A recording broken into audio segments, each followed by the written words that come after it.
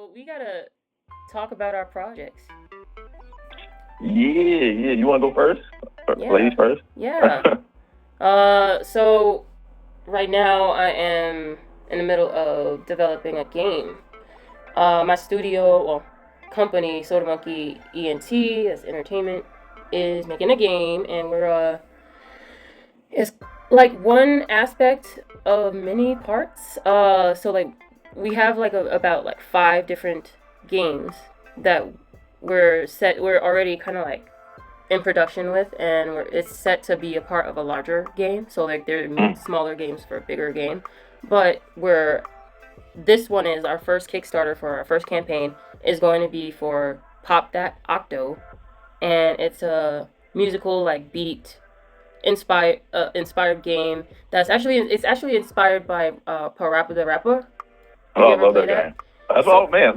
Have I played it? I love that game. nice. Yeah, so like Yeah. we're kind of like paying some homage to that. Um Mainly because like the whole story of Bloom revolves around good vibrations and low vibrations, high vibrations, and music, and how he uses music, or I would say his vibrations, to craft his type of art, which is ice creams. Mm. Um, and that there's a whole thing within that, like the theme that I used for that was that we all put a bit of ourselves into our crafts. Even me, I put myself into my work, my art, and you, and that's what lasts the longest. Like you're putting you're a part of who you are and what you want to say into your craft. As we speak, Yep. everything you've created to sell at markets or put online or anything is all a part of you. So we're all kind of like Mhm. speaking a language through our works, and that was like Mhm. the gist of where I was trying to go with the entire series. Because I did like 2 episodes, which is on YouTube. But right now doing a game, and yeah, we start with Pop That Octo. It's mostly music, and we have like cutscenes where he's doing ASL. Uh, he's using ASL to speak, so it kind of like give you a little bit of a taste of who he is, and what he does, how he communicates. Um, but yeah, that game is currently in stage one, still being the prototype is still kind of being built, but all we have another part of the game which is Ice Cream Run, Mhm. and that's like a second tier of the game. And if we get like a so the goal is if we reach a stretch goal, get past like maybe 15K, then we'd Mhm. actually be able to work on both of those games, Nice.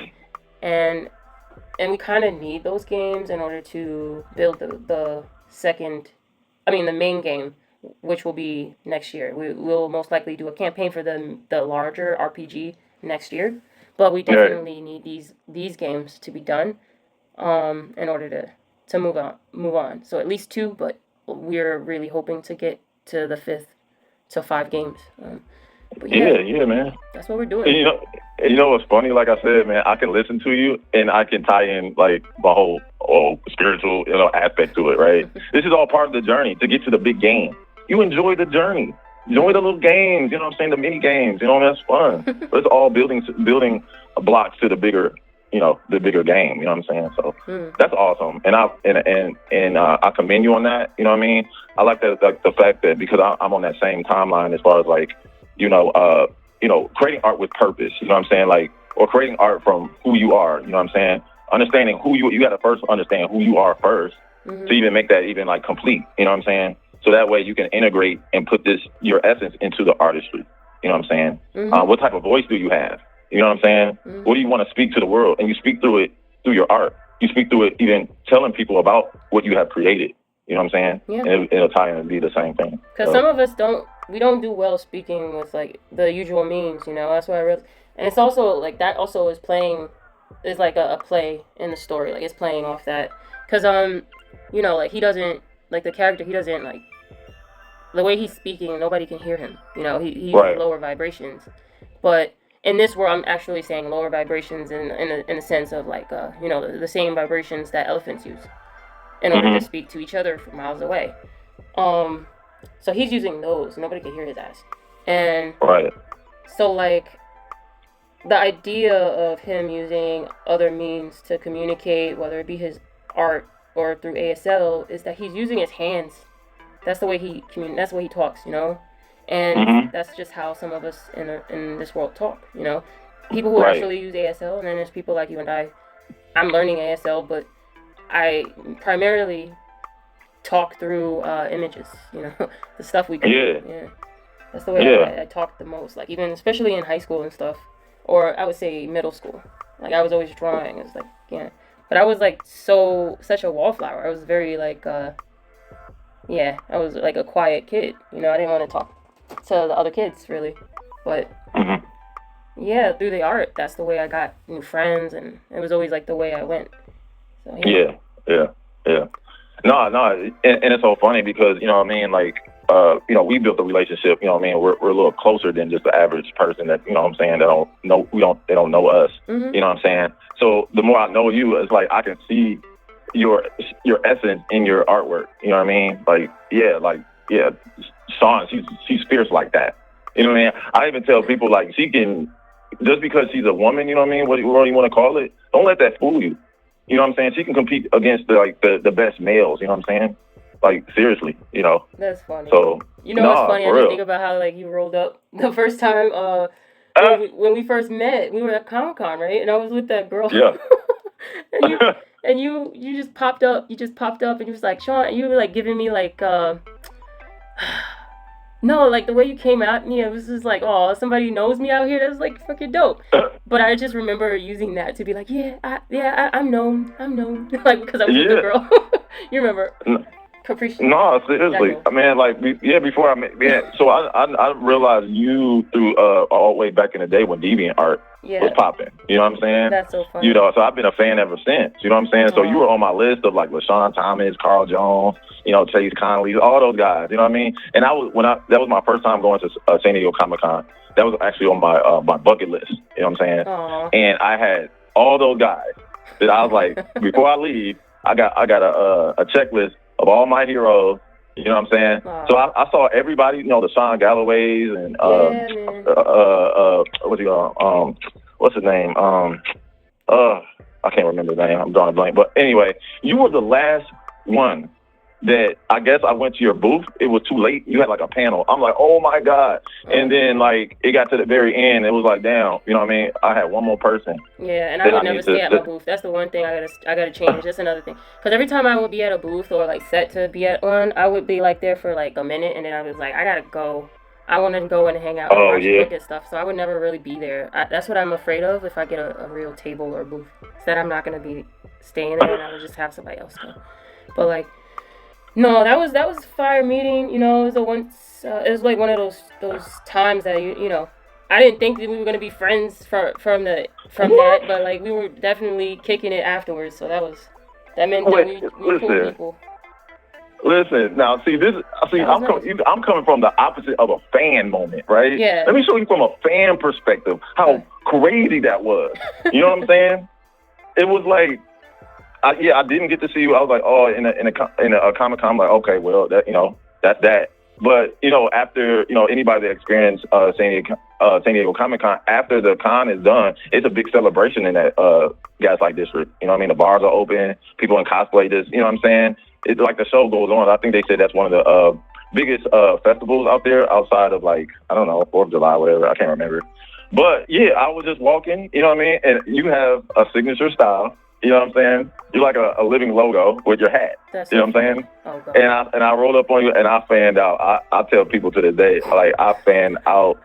I gave you like a bouquet of flowers. You know what I'm saying? Like, you sure did. I'm telling you, when I said that I was using that, I was like, yeah, I'm known. Like I was. You were feeding my ego. I'm telling you, it's a mess. No, stop. Yeah, yeah. And the fact that like I don't know, it's like, and then you know. It's like sometimes when you meet your heroes, you know what I mean, and you find like a flaw, and it's like because you have this like limerence, you know what I mean, or just like you put them on a high pedestal, and you find out they're human, and it's like, oh, you're a piece of shit, you know what I'm saying? You know, but it was like that day because you remember Jelani had came up. I was like, man, because I wanted him to enjoy the experience of what I've been dealing with when I was in LA. Man, I was like, man, you got to come out here, man. The studios are out here. I'm right in Hollywood. You got to come on out, and I really wanted him to show him like something big. So I'm like, man. I'm about to, because I'm just a bold person. You already know me. Like, I don't care who you are. You know what I'm saying? I'm gonna talk to you. Yeah. You know, people like, dog, you got the audacity. You know who you were talking to? I'm like, oh, okay, and you know what I'm saying? That's fine. But I had reached out to you. It was like, hey, Sean, you know, my boy coming. Do you mind, like, doing like a little special tour to Nickelodeon, because he was working at Nickelodeon at the time. And you said, sure. I was like, oh shit, it's happening. You know what I'm saying? I'm all for cool people. That's all I want in life, is just to be surrounded by good people that I feel like comfortable with. And even if like we had just kind of met each other, I was always gonna be like, you can't meet people by sitting in your house afraid to meet people. Like, you gotta go out. So Right. I was definitely down. And you were good vibes, you know. You weren't coming off like a creep. Like, it don't matter. Yeah. Like, if you was like, hey, sugar, or something like that, I was like, nah. Oh no, that's That was crazy. something else. That would be something else. Yeah. And then everything transpired from there. It was like, you know, from the, you know, I didn't even think about it. You know what I'm saying? So that didn't happen because as far as like Jelani coming out, I think he had like a family thing. Ended up substituting Bannock. They go out there. You know what I mean? Took us on a tour, and then after that, it was like, oh, are you hungry? Yeah, let's go get something to eat. Yo, and I had that was posted fire. that video, and we were just so free. You know what I'm saying? Like, we've been kicking it for a long time. Yeah. You know what I'm saying? You know what it reminded me of? And that's why I was like, yeah, this is the vibe. It was because it reminded me a little bit of like hanging out in New York with like friends and stuff, where it was just very easy to kind of like get around the city, and you'd be like, oh, you want to go to this place? And we just hop on a train and go to that place. It was we spend an entire day just chilling out, and it would be nothing to it. And you know, it would be a mixed bag of like men, women. We were just hanging out and being like people. And I think that's what I was missing too. In LA, I'll be real with you. I'll be like talking about, so like around the time that we started hanging out was actually a time where I was like dissing LA a lot. Like, I was 1000%. I was always talking about how I hated the people, the boys, the men, and especially the men in LA, cause like every time I remember this one dude, like I was just trying to be friends, and I guess cause these people here are like in a bubble when they, you know, like everybody's in their own little bubbles in LA, so like they tend to not have like human interaction, especially like with men and women. So like if a woman is being nice to them, they think automatically there's something there. But I'm like, New York City, man, like we just hang out with each other, and like if you say nah, like sometimes you get creeps. But I had so many like nice, authentic like interactions and hangouts and meetups with people, with men, women, everybody, and it was like there was no like romantic, delusions. That's what that is. It's delusions. Like, you think that every time somebody's nice to you, that means that they're trying to get with you. Like, that would have been annoying as hell. So I used to steer clear away from people.